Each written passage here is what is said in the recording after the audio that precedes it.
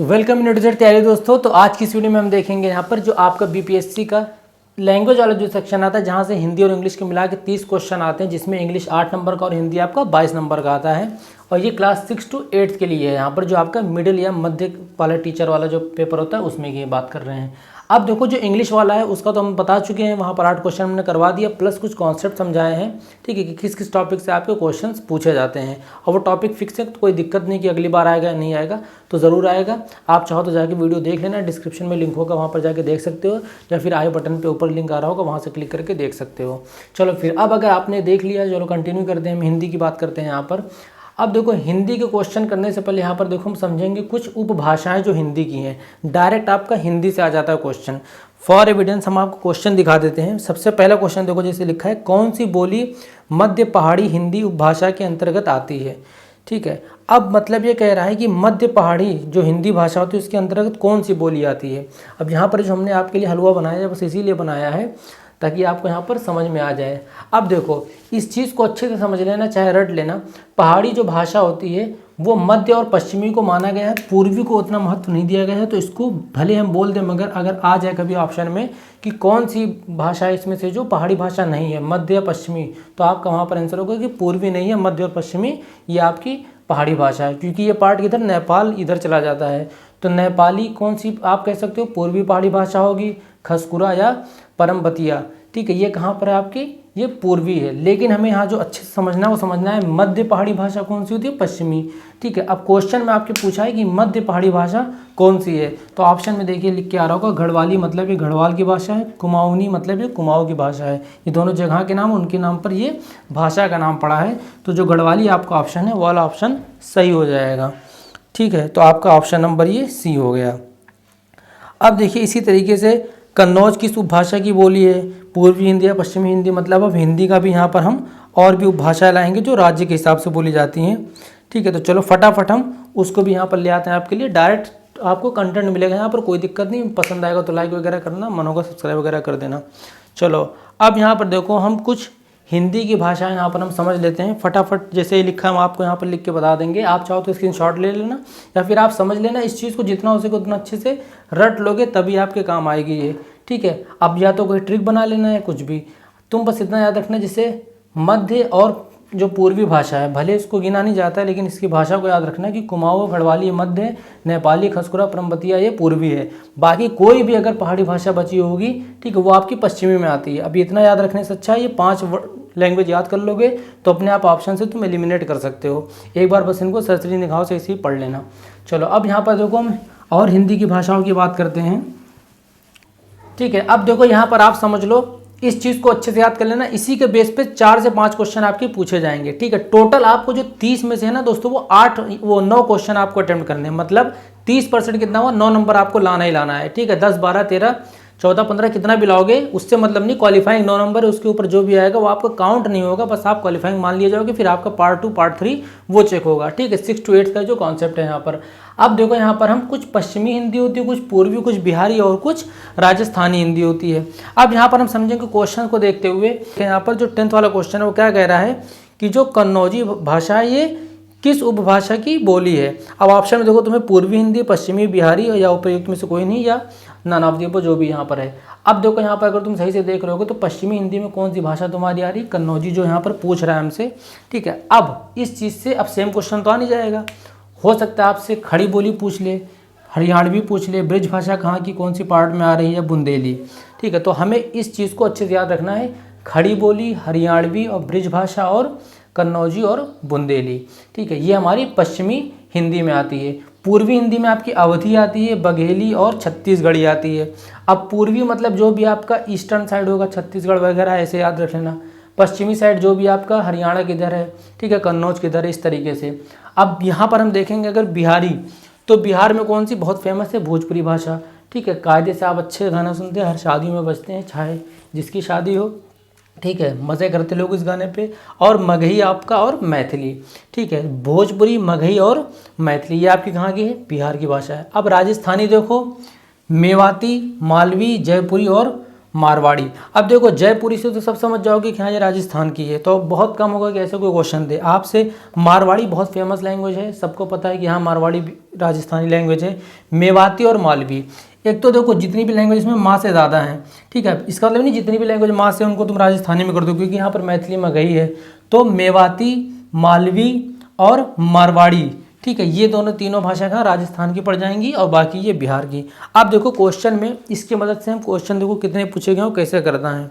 देखो लिख क्या रहा है यहाँ पर, तुलसीदास ने कवितावली की रचना किस भाषा में की है।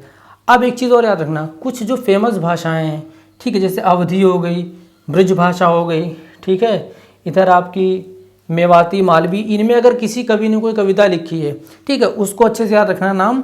तो जो कवितावली है ये रचना किसमें की गई, मैथिली, अवधी, ब्रज भाषा या डी ऑप्शन। तो यहाँ पर जो सही ऑप्शन है वो ब्रज भाषा में किसने किया, तुलसीदास ने इस भाषा का यूज़ करके तुलसीदास ने कवितावली, ठीक है, इस भाषा में लिखी गई है। अब एक चीज़ और याद रखना, ठीक है, ये किसने लिखी थी, पहली बात तो ये तुलसीदास ने लिखी थी और ये आपकी पश्चिमी अवधि में लिखी गई थी। कौन सी, पश्चिमी अवधि, वेस्टर्न अवधि लैंग्वेज में। और जो पूर्वी अवधि में लिखी गई थी वो कौन सी थी आपकी, पद्मावत, ठीक है, बहुत फेमस किताब है। ये किसने लिखी, कमेंट करना पूरा नाम, मैं यहाँ पे लिख देता हूँ, जयासी ने लिखी थी। पूरा नाम जिसको आता है वो कमेंट कर देना, ठीक है, करोगे तो कुछ लोग जान जाएंगे तुम्हारी बदौलत, तो तुम्हें थोड़ा बहुत तो पुण्य मिलेगा ही। तो अगर ऐसे पूछे कि अवधी भाषा में लिखी गई कौन सी थी, तो रामचरितमानस और पद्मावत। और अगर बोले पूर्वी या पश्चिमी, तो आप यहाँ बता दो कि पश्चिमी जो भाषा अवधि में लिखी गई थी रामचरितमानस लिखी थी तुलसीदास ने, और पद्मावत जयासी ने लिखी थी पूर्वी अवधि में।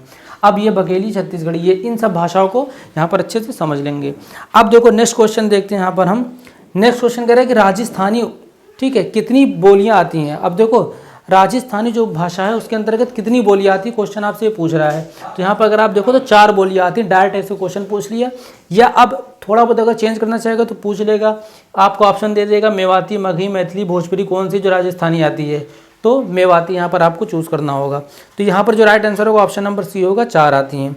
अब देखो एक चीज़ कह रहा है कि खड़ी बोली को आर्टिफिशियल डायलेक्ट, ठीक है, ये किसने कहा है, खड़ी बोली को आर्टिफिशियल डायलेक्ट को किसने बोल दिया है इसको, कि खड़ी बोली का एक नाम दे दिया है, तो किसने दिया है वो ऑप्शन नंबर ए जो आपका जॉर्ज अब्राहम ग्रियर्सन, ठीक है, तुम ग्रियर्सन याद रखो, ठीक है, ग्रियर्सन ने खड़ी बोली बोला है, इसको आर्टिफिशियल डायलेक्ट बोला गया है।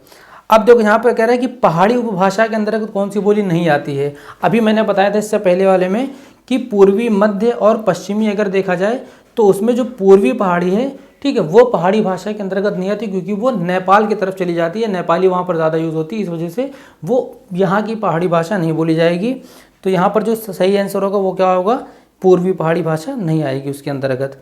अब देखो एक वर्ड दक्षिणी को किस अन्य नाम से भी पुकारा जाता है, एक चीज़ जान लो, दक्षिणी मतलब दक्षिण या दक्षिण जो भी होगा आपको, तो इसको हिंदवी, हिंदी, हिंदुस्तानी, ठीक है, मुसलमान या फिर उर्दू, किसी भी इन सब चीज़ों से इसको नाम को जाना जाता है, दक्षिण, दक्षिण, ठीक है। तो यहाँ पर जो आपका होगा उपर्युक्त में से एक से अधिक ऑप्शन नंबर डी सही होगा, ठीक है। अब यहाँ तक देखो हमारी लैंग्वेज की बात पूरी हो गई, और कोई ऐसा क्वेश्चन तो मेरे ख्याल से अभी तक इसमें अब और क्वेश्चन तो नहीं है यहाँ पर।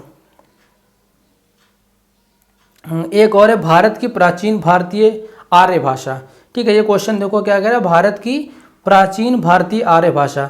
तो देखो जो आर्य भाषा है वो प्राचीन, मध्य और नवीन या मॉडर्न भाषाएं हैं, ठीक है। तो जो आपकी प्राचीन एंशियंट जो लैंग्वेज है आर्य भाषा वो कौन सी है, आपकी संस्कृत है, ठीक है। और कौन सी संस्कृत, ठीक है, संस्कृत आती है, तुम बस इतना याद रखना, संस्कृत आती कौन सी आपकी, प्राचीन हो जाएगी, प्राचीन आर्य भाषा। अब मध्यकालीन में कौन कौन सी आ जाती है आपकी, ये जो पाली लैंग्वेज है, ठीक है, ये आपकी मध्य, याद रखना, ठीक है, क्योंकि अब ये क्वेश्चन आ चुका है प्राचीन वाला, तो हो सकता है मध्य वाला आ जाए कि मध्य भारतीय आर्य भाषा कौन सी है, तो आपका पाली आ जाती है।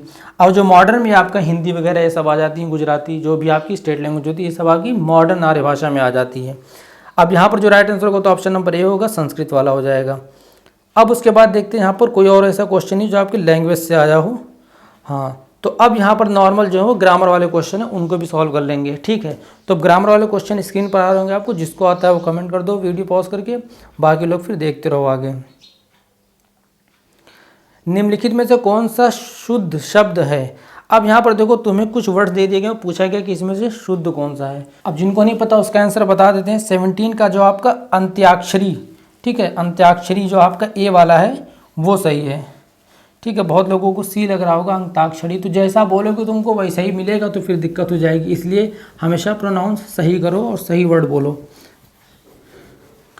ठीक है। अब एक नेक्स्ट क्वेश्चन यहाँ पर हम देख लेते हैं। कह रहा है नवोड़ा का संधि विच्छेद क्या है। मतलब आपका संधि विच्छेद भी अच्छे से पढ़ना पड़ेगा, और नॉर्मल बस ऐसे पढ़ना जिससे दो वर्ड मिलके कौन सा बनाता है, आय कैसे बनेगा, ऊ कैसे बनेगा, उसी हिसाब से, या ओ कैसे बनेगा, ऐसी क्वेश्चन आता है। देखो नवोड़ा, अब यहाँ पर जिसको ये पता होगा कि ओ वर्ड कैसे बनता है, किन दो शब्दों को या किन दो स्वर के मिलने से, वही आंसर कर पाएगा। यहाँ पर पहला ऑप्शन है नवोधन अड़ा, नवधन उड़ा या नवधन ऊड़ा। तो जो आपका ऑप्शन नंबर सी होगा वो यहाँ पर सही होगा, क्योंकि आ और ऊ मिला के आपका क्या बन जाएगा, ओ बन जाएगा, ठीक। तो यहाँ पर जो आपका ऑप्शन नंबर सी वो सही हो जाएगा।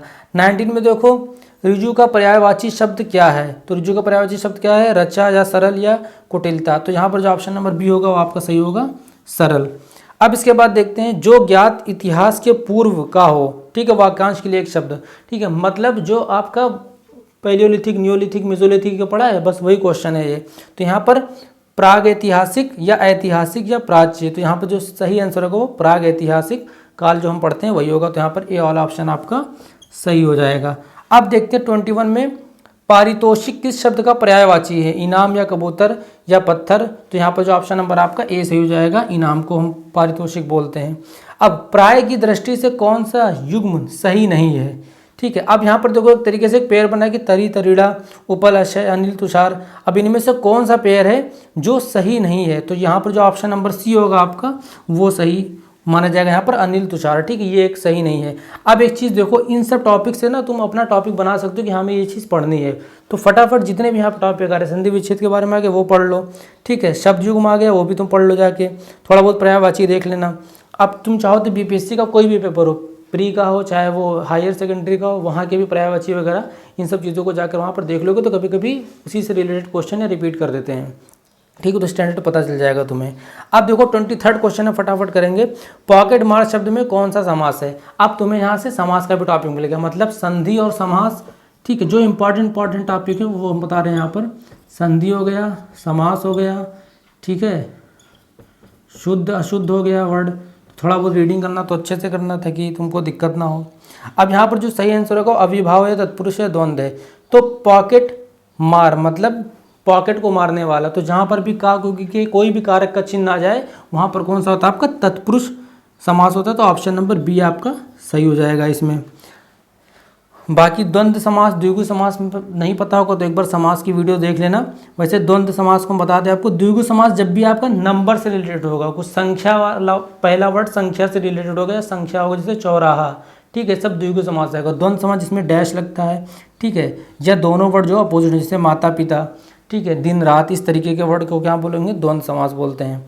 अब यहाँ पर 24 वाला कह रहा है निम्नलिखित में से कौन सा वाक्य शुद्ध है। पहला है श्री कृष्ण के अनेक नाम हैं। अब इसमें कोई भी गलती नहीं है। आपका पत्र धन्यवाद सहित मिला, ठीक है, इसमें भी कोई गलती नहीं है। बंदूक एक बहुत ही उपयोगी अस्त्र है। अब देखो यहाँ पर ये वाला आपका जो सी है ये गलत है, क्योंकि अस्त्र और शस्त्र में क्या फ़र्क होता है। ये आपका यूपी पुलिस में भी क्वेश्चन आया था, जो अभी हुआ, जिसका पेपर लीक हो गया है गलती से, ठीक है, या जो भी उसकी कहानी है। अस्त्र और शस्त्र, देखो अस्त्र और शस्त्र में क्या डिफरेंस है आपका, जो चीज़ें आप अपने पास रखते हो, ठीक है, जिसको हम इस्तेमाल करके, जिससे बंदूक से हम मारते हैं, हाथ में रहता है, चाकू से, चाकू मतलब चाकू दोनों में आ सकता है। अस्त्र मतलब बेसिकली तो जो चीज़ आप फेंक के वार कर सकते हो, ठीक है, जैसे बाढ़ हो गया, तीर हो गया, ठीक है, धनुष हो गया, ये सब क्या है अस्त्र में आएंगे, क्योंकि इनको आप फेंक के वार करते हो, ठीक है। लेकिन शस्त्र में कौन से आएंगे, जो आप अपने पास रखते हो, ठीक है, यहाँ लगा के और फिर मारते हो, तो इसको हम शस्त्र बोलेंगे। तो यहाँ पर जब बंदूक आया तो इसका मतलब ये शस्त्र यहाँ पर होता है तो सही होता है, अगर अस्त्र है तो गलत है। तो आपका जो यहाँ पर ए और बी दो सही, तो मतलब डी वाला ऑप्शन उपयुक्त में से एक से अधिक, ये वाला आपका ऑप्शन सही हो जाएगा, ठीक है। चलो अब कुछ क्वेश्चन और करते हैं फटाफट, ठीक है। अब इसी तरीके से देखो तुम्हारा क्वेश्चन नंबर 25 जो है, एक लड़के ने ठीक उत्तर दिया, वाक्य में एक है। अब ये एक क्या दर्शा रहा है आपको, संज्ञा या सर्वनाम या विशेषण। अब ये तीनों टॉपिक हपक के जाके पढ़ लेना आप चाहो तो। संज्ञा, ठीक है, देखो प्रीवियस ईयर का मतलब ये नहीं तो सिर्फ आपको क्वेश्चन करवाएंगे हम, कोई भी एग्जाम का हो, चाहे DWB या BPSC किसी का भी, इसी तरीके से कराते हैं। साइड में टॉपिक लिख देंगे, आपको यही पढ़ना है, इससे ज़्यादा क्वेश्चन आएंगे। संज्ञा, सर्वनाम, ठीक है, विशेषण, बाकी क्रिया विशेषण भी पढ़ लेना, ठीक है। अब यहाँ पर देखो कह रहा है कि जो एक है वो क्या है, संज्ञा तो हो नहीं सकता, सर्वनाम नहीं होगा। सर्वनाम में क्या, जो आपका मैं तुम प्रोनाउन जो होता है ये आता है। तो एक मतलब एक संख्या दर्शा रहा है ना, तो अगर विशेषण के तुमने भेद पढ़े होंगे तो संख्यावाचक होता है, ठीक है। तो यहाँ पर क्या विशेषता, वो संख्या बता रहा है, तो यहाँ पर जो ऑप्शन होगा वो सी वाला सही हो जाएगा। 26 वाला देखो, सुंदर शब्द किस वाक्य में क्रिया विशेषण के रूप में प्रयुक्त हो रहा है। कि सुंदर एक विशेषण शब्द तो है, लेकिन यहाँ पर वो क्रिया विशेषण का काम कर रहा है। तो यहाँ पर जो ऑप्शन नंबर है, सुंदर की कल्पना कला है, या बच्चा कितना सुंदर है, तो देखो बच्चे की क्वालिटी बता रहा है, तो यहाँ पर विशेषण में आएगा। लेकिन यह लड़का बहुत सुंदर लिखता है, लिखना क्या हो गया आपकी क्रिया, और कैसा लिख रहा है, सुंदर, ठीक है। मतलब अगर आपने एडवर्ब पढ़ा होगा तो एडवर्ब क्या होता है, जो वर्ब को और अच्छे से एक्सप्लेन करे या और अच्छे से उसकी क्वालिटी को एक्सप्रेस करे या बताए, ठीक। जैसे हमने बोल दिया कि पंखा चल रहा है, और हमने बोल दिया पंखा तेज चल रहा है या स्लो चल रहा है, ये आपका एडवर्ब होता है, जिसको हम क्रिया विशेषण बोलते हैं, ठीक है। तो यहाँ पर जो क्रिया विशेषण का काम कर रहा है वो, यह लड़का बहुत सुंदर लिखता है, ऑप्शन नंबर सी सही होगा। अब देखो इसी तरीके से 28 वाला क्वेश्चन है, निम्नलिखित में से जातिवाचक संज्ञा कौन सी है। जातिवाचक मतलब इंग्लिश में बोले तो आपका जो कॉमन नाउन होता है। अब बुद्धि क्या होगा, ये तो आपका गुणवाचक आ गया, सफाई भी गुणवाचक आ गया, ममता आपका भाववाचक आ गया। तो मतलब इसमें से कोई हिस्सा नहीं जातिवाचक। जातिवाचक जैसे आपका लड़का बोल दिया, लड़की बोल दिया, डॉक्टर बोल दिया, सब क्या है, जातिवाचक संज्ञा है। तो यहाँ पर तो कोई नहीं, तो उपयुक्त में से कोई नहीं होगा। 29 वाला देखो, निम्नलिखित में कौन सा उत्तम पुरुष सर्वनाम है। अब आपने first person, second person, third person अगर पढ़ा होगा इंग्लिश में या हिंदी में, उत्तम पुरुष, मध्य पुरुष ये बोलते हैं जो, तो उत्तम पुरुष में आपका कौन सा है, तुम, वह, मैं या क्या। तो उत्तम पुरुष में आपका मैं, हम, हमारा, मैं, हम, हमारा, मेरा, ये सब आ जाता है, ठीक है। तो आपका ये एक बार जाके देख लेना, ठीक है, चाहे तो आप सर्च कर लेना, सर्वनाम, उत्तम पुरुष, मध्य, ये सब चीज़ें, ठीक है। फर्स्ट पर्सन, सेकंड पर्सन कौन कौन सा आता है, ऐसे पूछ लेगा डायरेक्ट आपसे। अब यहाँ पर देखो, तो यहाँ पर जो राइट आंसर होगा तो सी हो गया आपका मैं। अब देखो 30 क्वेश्चन कौन सा है, रोहित अमेरिका में नौकरी करना चाहता है, ठीक है। वाक्य में प्रयुक्त क्रिया का स्वरूप। अब देखो कुछ तो आपने पढ़े होंगे क्रिया के भेद, अब कुछ होते जैसे इच्छा बोधक क्रिया, ठीक है, अभ्यास बोधक क्रिया, इनके वर्ड से तुम समझोगे एग्जाम्पल को तो अच्छे से कर पाओगे। यहाँ पर देखो रोहित अमेरिका में नौकरी करना चाह रहा है, तो मतलब उसकी इच्छा है ना नौकरी करने की, यहाँ पर वो कोई डिज़ायर है, कुछ विश है, ठीक है। तो कोई चीज़ में जिसमें आपकी इच्छा होगी, अगर ऐसा कोई आपको सेंटेंस मिलेगा तो वहाँ पर जो राइट आंसर होगा वो ऑप्शन नंबर हो जाएगा, इच्छा बोधक क्रिया। या किसी में कुछ काम कर रहा होगा, अभ्यास करोगे तो अभ्यास बोधक होगा, ठीक है। तो ये सब हो जाएंगे इस टाइप के क्वेश्चन आपके, और ये टॉपिक से ज़्यादातर क्वेश्चन पूछे जाएंगे। तुमको 9 नंबर लाना है तो पूरी हिंदी, पूरी इंग्लिश पढ़ने की कोई ज़रूरत नहीं है। जितना हो सके प्रीवियस ईयर पेपर लगा लेना हिंदी के, ठीक है, चाहे वो सोशल साइंस की हो या वो कंप्यूटर साइंस की हो, किसी के भी हो, कोई भी प्रीवियस ईयर बुक आपके पास रखी होगी, ठीक है। वहाँ पे 30 क्वेश्चन जो आते हैं हिंदी इंग्लिश के मिला के, अच्छे से 5-6 साल के प्रैक्टिस कर लो, तुमको टॉपिक क्लियर हो जाएगा, क्या पढ़ना है, कहाँ हमेशा फिक्स आता है। फिलहाल जितना भी हमने यहाँ पढ़ा है ये फिक्स टॉपिक है, हमेशा इसी से क्वेश्चन आएगा, ये आपको क्वालिफाइंग करने के लिए इतना आपके लिए काफ़ी, अगर आपने अच्छे से पढ़ लिया कायदे से, ठीक है। चलो फिर अब मिलते हैं किसी नेक्स्ट वीडियो में। अगर आपको इसी इसके और भी SST वगैरह के भी सॉल्यूशन चाहिए तो आप कमेंट कर देना, और जिन्होंने इंग्लिश की क्लास नहीं देखी वो जाके देख लो। फिर भी अगर आपको कोई प्रॉब्लम आ रही तो आप कमेंट कर सकते हो।